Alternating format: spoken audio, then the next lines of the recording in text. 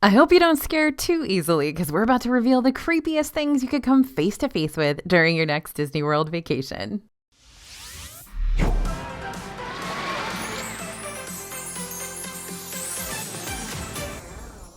Hey everybody, it's AJ for Disney Food Blog. We are here with an episode worthy of a crackling fire, hot cocoa, and a bright flashlight shining up on my face as I say the famous words, "It was a dark and stormy night." But don't be too afraid of today's video, because along with all these creepy Disney reveals, we'll also be sprinkling in some important vacation tips along the way to help keep you from your worst travel nightmares, a ruined Disney World trip. Now, don't worry if you've got some scaredy kids out there. This is going to be more funny than it is going to be scary, I promise. All right, we're starting with the broken animatronics. Disney's state-of-the-art animatronics are usually the stars of the show for their respective attractions. But when something goes wrong with the technology and makes these robo-dudes start to act up, it's like something right out of Five Nights at Freddy's up in here. In the past, we've seen instances like a Frozen sister losing her projected face on Frozen Ever After, Tiana going rigid like she's been shot with a freeze ray on Tiana's Bayou Adventure, John from Carousel of Progress suddenly losing his literal hand while making Christmas dinner. Honestly, poor Carousel of Progress is the attraction where I've seen the most animatronic mishaps over the years. One time, Bria tucked into this show to escape an afternoon storm, and not only did the audio go out, so she had to watch her entire performance in complete silence, but one of the John animatronics malfunctioned so badly that his head had snapped backwards. See, not kidding you, we've got the creep factor cranked up for today's video. Normally, once cast members learn about an animatronic malfunction, one of two things happens. Either the ride has to temporarily close so that the maintenance can help get the problematic animatronic back into tip-top shape. That's why if you're on a ride and you see an animatronic acting up, it's important to let a cast member know upon exiting what you saw so they can alert maintenance ASAP. Or B, the ride switches into a B mode where the faulty animatronic is hidden away for now and a screen version of said character takes its place. You might see this on rides like Navi River Journey and Animal Kingdom for the Shaman, Millennium Falcon, Smuggler's Run in Hollywood Studios for Hondo and Naka, Rise of the Resistance also in Hollywood Studios for Kylo Ren. And then there's the rare point C, where the animatronic remains broken and will stay that way for the foreseeable future, much like we see with the Disco Yeti over at Expedition Everest in Animal Kingdom. Unfortunately, as impressive as this animatronic was during its prime, Disney realized that the Yeti was causing damage to the structure of the coaster's mountain, so it's been placed on its own type of perpetual B mode for many, many years now, where it stays fixed in place with the illusion of it moving toward the vehicle thanks to the use of strobe lighting. Because of this bright lights effect, fans of Expedition Everest have named this version of the attraction Disco Yeti, which we think is very fitting and fun. And even though we wish the Yeti still tried to reach out for us like it did in the good old days, I do remember that, it's still pretty impressive to behold even in B mode. Now, this is my favorite part of this video because, as you know, here at DFB Guide, we are very into what's going on in the tiny train town in Epcot's Germany. And this little train town might look innocent enough, but if you take a closer look at things, you might find a teeny-weeny society where young love blossoms, fistfights break out, and giant squirrels cause mass destruction. Maybe that's just us. The DFB team and I are kind of obsessed with creating our own tiny train town soap opera narrative, so much so that we don't just write storylines about them on our DFB website, but we've also got a Nuttin' But Trouble Tiny Town Tragedies shirt for sale on the dfbstore.com website, so you can become invested in the wayward adventures of these miniature citizens too. But one of the most bizarre stories surrounding Tiny Train Town actually has nothing to do with our runaway imaginations. Believe it or not, this is real. I'm being so legit right now, you can transform some of the Tiny Town citizens into zombies with just the tap of your phone and create your very own Walking Dead scenario. This is why we love slightly unhinged Imagineers. If you download the free Play Disney Parks app, you can take part in the DuckTales World Showcase Adventure, which is an interactive mission where you'll join Huey, Louie, Dewey, and the rest of the Duck Squad to help, save the world and stuff. There are 7 missions total across 7 different pavilions, one in which happens to be the Germany pavilion. I won't spoil the rest for you because the zombie part is probably a big enough spoiler as it is, but let me just say, the DuckTales World Showcase Adventure is one of my favorite things to do in Epcot for numerous reasons besides randomly triggering zombies in an unexpected location. It is exciting, it's super interactive, it gives you a chance to explore different parts of these 7 pavilions that maybe you would have overlooked otherwise. It's free to play, and you don't have to wait in a standby queue to help the team recover those 7 lost magical treasures.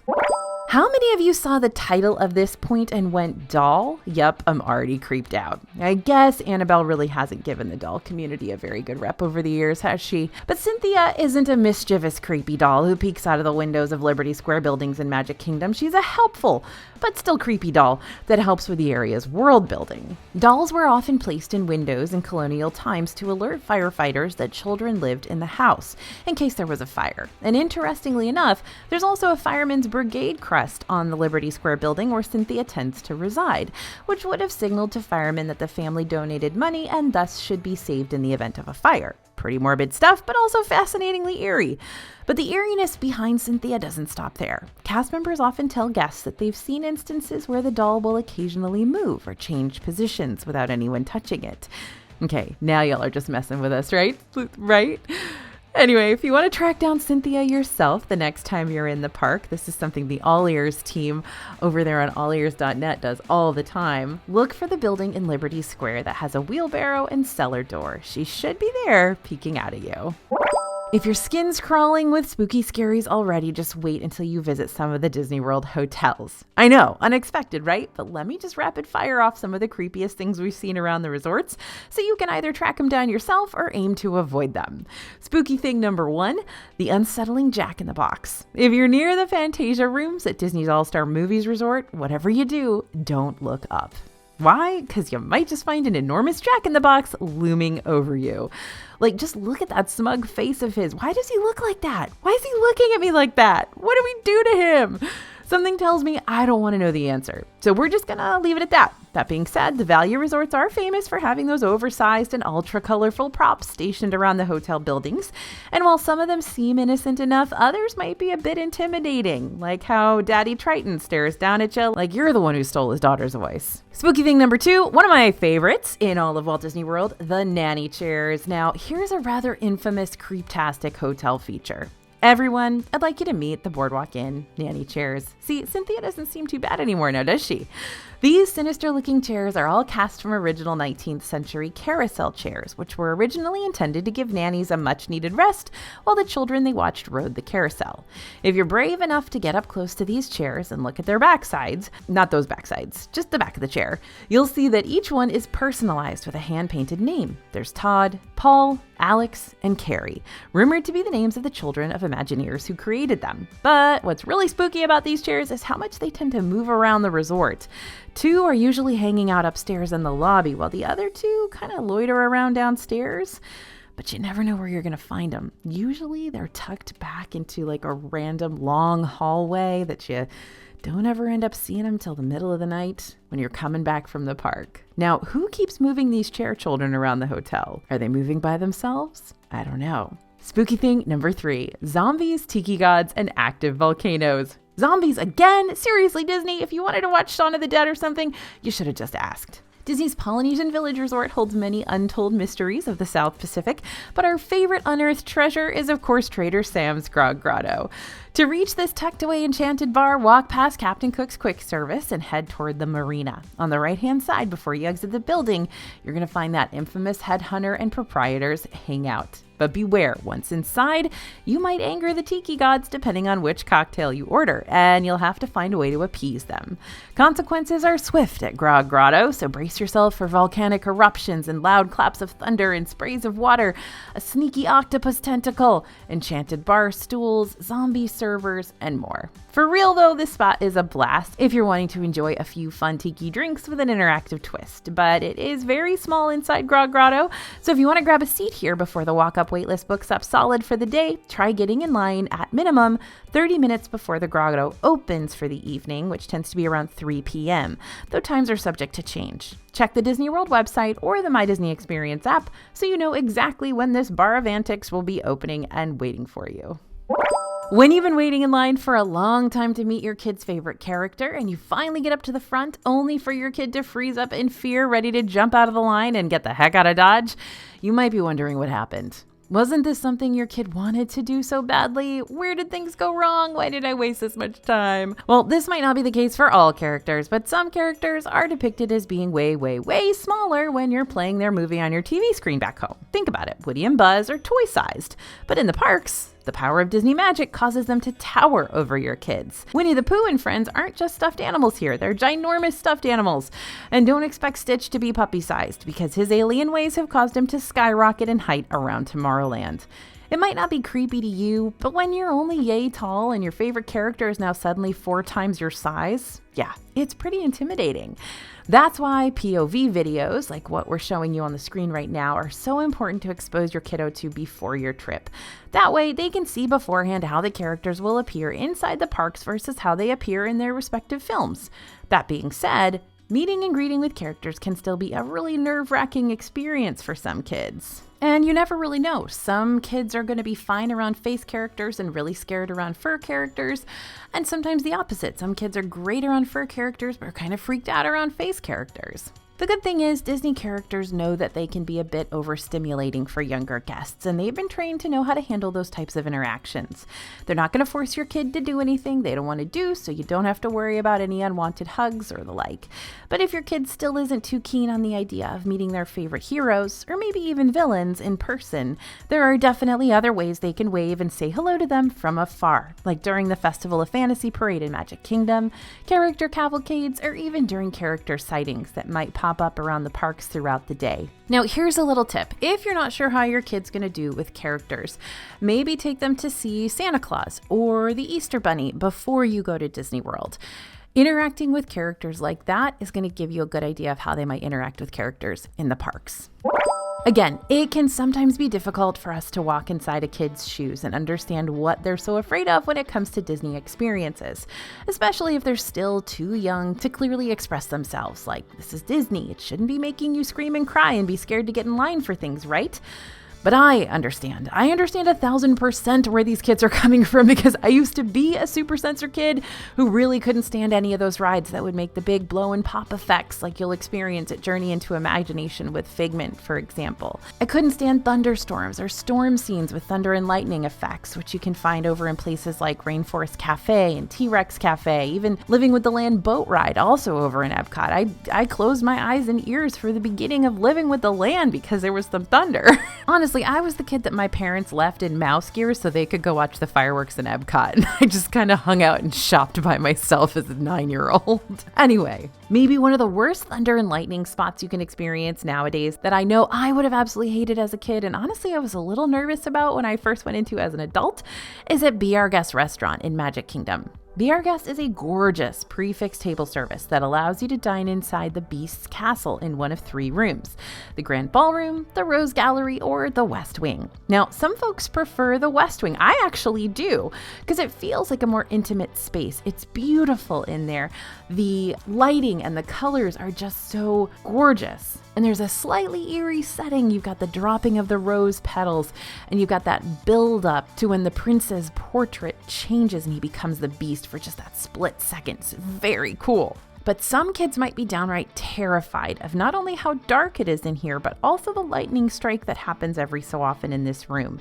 There's always going to be thunder going on in this room, and as the storm gets closer and closer and closer until that pivotal moment where the portrait changes, it's going to get louder and louder and louder. Now, the moral of this hypothetical scenario: know your kids and don't assume that the things they're normally frightened of aren't going to be a problem once you're within the Disney bubble. In some cases, those fears can even be heightened due to the overstimulation of everything else going on around them and just generally the lack of control. I think that's what scared me so much as a kid, is that I didn't have anywhere to go to escape this stuff. I just had to deal with it, and it was terrifying. So don't be afraid to ask your server also if you can move to a different room while dining at Be Our Guest, or request to not be placed in the West Wing even before you're seated if you know that's really going to freak your kid out. Now, these are the kinds of things we really highlight in our DFB Guide to Walt Disney World Dining when talking about all the Disney World restaurants, because we want to make sure we hit you with the hidden details and the reviews and the warnings that you're not always going to find clearly listed out on the Disney World website or from other people maybe on TikTok or Instagram or whatever, folks who maybe haven't been there or haven't experienced it as many times as we have. So if you'd like to take a gander at our guide and really set your family up for success when it comes to dining around the parks during your upcoming visit, check out dfbstore.com when you get the chance. Don't forget to type in code YouTube if you decide to buy something so you can save some extra money. All right, don't freak out just yet. I know the prospect of Disney keeping an eye on you at all times is probably the creepiest thing we put on this list so far, but in reality, it's a lot less scary than you might think. If you have the My Disney Experience app running on your phone, or you decide to purchase and wear a magic band to keep track of your dining reservations and park tickets, then these little gadgets do have tracking enabled so Disney can keep up with you all trip long. That's why you may get pop-ups welcoming you into a park or suggesting a nearby restaurant, and stuff like that. And while that can be convenient, it can also make your skin crawl. Does Disney really have eyes on us at all times? No, not really. Not in a Big Brother sense, at least. Think of it like a smartphone or smartwatch, but on a less global scale. Disney's ultimate goal for tracking you through these devices is to help enhance your overall park experience while also keeping track of guests' theme park habits. But beyond that, Disney's tech can't and won't do anything that disrespects your personal boundaries and private information. For most of us, the tracking portion of a Disney vacation is just the reality of your visit, and there's really no ill intent behind it. But with that being said, if you're at all concerned about Disney knowing too much about your spending habits and movements, you can always carry cash instead of making purchases with your Magic Band or My Disney Experience app to give you further peace of mind. So let's get into the superstitions of Disney World that are well known among cast members and Disney pros. Superstition number 1, saying good morning to George. As the story goes, a welder named George passed away under mysterious circumstances while working on the Pirates of the Caribbean ride. And ever since, cast members have made it a point to greet George's spirit each morning to keep him from messing with the attraction that day. George also likes to be told goodnight before the cast members head out each evening, otherwise he might start causing some mischief for the next day's morning crew. Superstition number 2, greet Caesar or expect his wrath. At Tower of Terror in Hollywood Studios, you'll see a ton of props and other visual references based off the famous spooky show, The Twilight Zone, including the antagonistic ventriloquist dummy from an episode called Caesar and Me. Look for him the next time you're exiting the elevators. Just like our old pal George, Caesar is known to make mischief if the cast members aren't nice to him. That's why they regularly say hello to Caesar so that the ride doesn't break down. Though I think sometimes Caesar's just moody and curses this ride anyway because it's definitely had its fair share of breakdowns over the years. Now, if you've ever watched The Legend of Sleepy Hollow, the cartoon or live-action rendition, then you know there's a scene toward the end where Ichabod Crane is riding his horse alone down a dark forest path and the sound of his own whistling is keeping him company. I won't spoil the rest of it for you, just in case you haven't seen it yet, but what I will say is that Ichabod's lonely nighttime trek might be even scarier than the actual climax of the film, because paths tend to take on a way different vibe by day than they do by night, even the ones in Disney World. Here are some Disney walking paths that might surprise you by how eerie they become once the sun sets. Spooky path number 1, Fantasyland. This may seem like an odd first choice, but if you know, you know. Parts of Fantasyland and Magic Kingdom get so dark at night to the point where it might be hard to see the ground beneath your feet. Pair that with the noise from the fireworks and the crowds and the fact that everything is smushed close together and you've just got a recipe for bumping into other people constantly. If you're heading this way after sunset, just take extra care and be aware of your surroundings. Fantasyland will be particularly dark around the time of the fireworks shows, so if you can plan your nighttime visits here earlier or later, that could help with visibility. Spooky path number 2, the Fort Wilderness Trails. Disney's Fort Wilderness Resort and Campground will get you in touch with the great outdoors, but maybe in a way that's too far out of your comfort zone if you're wandering around after dark. We've encountered our fair share of wild animals while out and about on walks at Fort Wilderness, and just let me tell you, those wild turkeys won't move for anything, so the odds are so not going to be in your favor if you're going solo up against a pack of wild turkeys at night. For those staying at Fort Wilderness, we recommend doing your walks early in the morning or around sunset. That way you can still enjoy these picturesque paths when it's not blazing hot outside. And if you decide to mosey around the campground at night, maybe take someone with you or definitely a flashlight. But this is important. Do not mess with any Disney wildlife that you come across, both inside and outside of the parks. Don't feed them. Don't try to pet them. Please don't pick them up. Not only is that dangerous for you and a rule that the parks require you to abide by, but it's dangerous for the animals too. So just avoid contact, whether it be wild turkeys or a Disney duck and her ducklings or a squirrel that's begging for a morsel of food off your tray. Trust me, ignoring them is for their and your own good. Spooky path number 3, pathways from the parks to the hotels. Yep, they're very convenient, but sometimes the pathways from the parks to the hotels, like the one from Hollywood Studios to the Epcot Resort area, for instance, can be creepy at night. Even with the streetlights, these paths can still get pretty dark, not to mention they tend to be eerily quiet. because they're quite literally the paths less traveled by. There's nobody out there except you.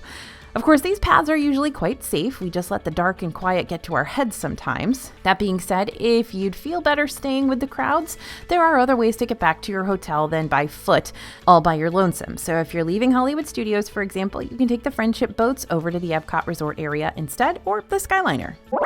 Disney World's rides don't solely center around happily ever after and faith, trust, and pixie dust. Some of them are actually downright terrifying from start to finish. I mean, like I mentioned earlier, Tower of Terror in Hollywood Studios is literally based around the spine-chilling Twilight Zone series, but this time you're going to be the star of your own episode.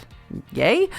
This haunted hotel has quite the dark Imagineering lore according to its backstory. On October 31st, 1939, the Hollywood Tower Hotel was struck by lightning, which resulted in the disappearance of a group of guests who were traveling in a hotel elevator and an entire guest wing of the hotel. Since then, the hotel has remained frozen in a twilight zone of time and space, but now those elevator doors are reopening and waiting for you to step inside. The combined eerie ambiance coupled with sudden drops that leave your stomach at the top of the tower makes this a must-ride for thrill seekers and a huge no-go for the faint of heart. Then there's the Haunted Mansion in Magic Kingdom, where haunted is quite literally the name of the game here. While this dark ride is created to be more whimsical than terrifying, its spooky theme and 999 ghostly inhabitants can be unsettling for younger kids, or older kids. Constance Hatchaway is scary, y'all, and don't any of you try to tell me otherwise. Combined with that eerie narration and those chilling special effects, some folks might forget about the whimsical aspect of this and just be chilled to the bone, especially when those little ghostly guys try to give you a tad bit of a jump scare during the graveyard scene. They get me every single time. And Pirates of the Caribbean, not necessarily a walk through a spring meadow either. This dark ride features sudden drops in a particularly scary section at the beginning that plunges you into complete darkness. But if this makes any of y'all feel any better who might be apprehensive when it comes to thrill rides, the anticipation of the drop is way worse than the drop itself. Disney doesn't even have a height restriction on this ride, so you know it can't be that bad.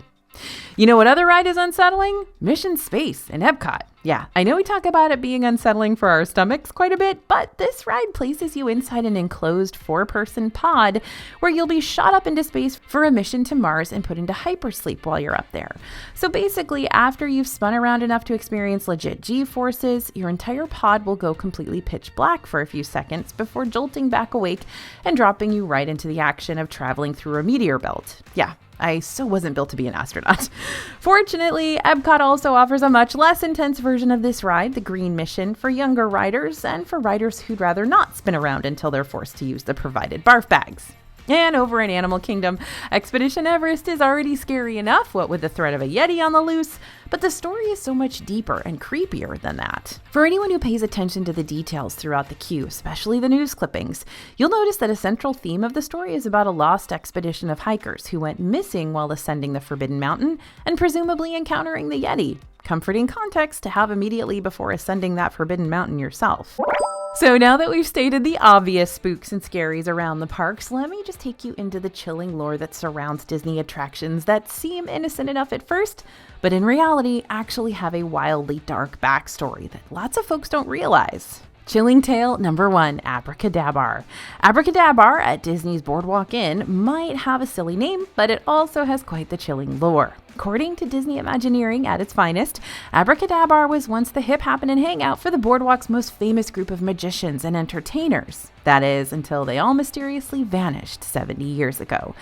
Now all that's left of this talented crew is their arsenal of magic memorabilia, as well as the newspaper clippings framed on the wall of the establishment retelling that greatest disappearance act of the century. I know the setting sounds like it's all set up to be some sort of escape room-like scenario, but really it's just a semi-mysterious place to grab some drinks and food in the evenings. Used to be much cooler than it is now. Chilling tale number 2, Big Thunder Mountain Railroad. Now, I don't know if the story behind Big Thunder is going to change after its major renovations starting January 6th, 2026. However, this is the lore behind the coaster currently. President of the Big Thunder Mining Company, Barnabas T. Bullion, relentlessly pushed for more and more mining, digging deeper and deeper into this sacred mountain in spite of the many disasters and hauntings that he and his team encountered. But his efforts were cursed for digging on sacred land further after the mountain spirits brought down a terrible flood, wiping out the camp and leaving nothing but watery ruins in its wake. What makes the story really fascinating, if it weren't already edge of your seat worthy enough, is that Barnabas T. Bullion directly connects to Disney's underlying globe-trotting society of explorers and adventurers storyline. This in-setting group has ties to Disney parks around the world. First founded during the Renaissance in Puerto Paradiso, Tokyo Disney Sea, SEA has the mission of gaining and celebrating knowledge through exploration to uncharted and forgotten parts of the planet. Chilling tale number 3, Typhoon Lagoon. Like, all of it. Yep, you heard it here, folks. This Disney water park, with all its fun rides and lazy river wraparounds and massive wave pools, actually themed around a storyline that feels pretty grim. According to this catchy little Disney poem about Typhoon Lagoon's lore, a furious storm once roared across the sea, catching ships in its path, helpless to flee. Instead of a certain and watery doom, the wind swept them here to Typhoon Lagoon. Now, this is one of my favorite additions to this video because I feel this in my soul. Most of the time, cast members are bubbly and smiley and ready to give you a helping hand whenever you need one. They're great. We love them. But there are some cast members out there who are supposed to be less bubbly and less smiley, still helpful, just in an intimidating sort of way. This is to be expected in attractions like Haunted Mansion and Tower of Terror. But if you've never been on Rise of the Resistance before, you might be pretty intimidated by the cast members you'll run into there. And even if you have been on Rise of the Resistance, those cast members can still be intimidating. Rise of the Resistance is such a popular attraction because even before you get on the ride itself, you're going to be immersed in the action with multiple pre-shows to set the scene. Now, this is your spoiler alert warning, just in case you haven't ridden Rise yet and you don't want it ruined for you, because I'm about to talk about a big conflict that goes down while you're in the queue line. Ready? Okay. After hitching a ride with Admiral Akbar, you and your fellow crewmates will be captured by the First Order and escorted into the depths of the Star Destroyer, aka the first step toward prepping you for interrogation. Not gonna lie, the First Order can be pretty antagonistic. That's their job. They're not hired to play the good guys this time. This unique mean side of the Disney cast members is meant to be fun and rather humorous, but younger children may feel intimidated and not understand that these bad guys aren't actually bad guys. While you never want to be a magic spoiler for your kids, this might be one of those exceptions to the rule if they're getting pretty apprehensive about the state of things. After all, they're about to get thrown into a prison cell. That's not cool.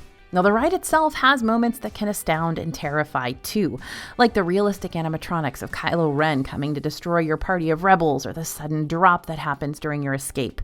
Seriously, this ride incorporates every scary thing. Now, sorry if you didn't actually want to know this creepy secret, but I'm going to tell it to you anyways. It's one of my favorites. Disney's Animal Kingdom is the only park that has doors with locks on them leading to the bathrooms, but have you ever wondered why that is? The answer is kind of shocking. Animal Kingdom's bathrooms have doors with locks on them just in case an animal breaks out of their enclosure and guests need to take shelter. In this situation, you would be able to run into the nearest bathroom and lock and bolt the main door leading into the restrooms. So essentially, it's protection in the case of a real-life animal stampede. Don't let this freak you out, though. The probability of that actually happening is very, very slim. In fact, you'll see this same sort of outer lock set up at many zoos as well. It's just a general safety feature to protect you when large animals are around. All right, hopefully y'all can sleep easy tonight, and if you can't sleep, well, we've got other less spooky DFB videos on our channel you can check out next.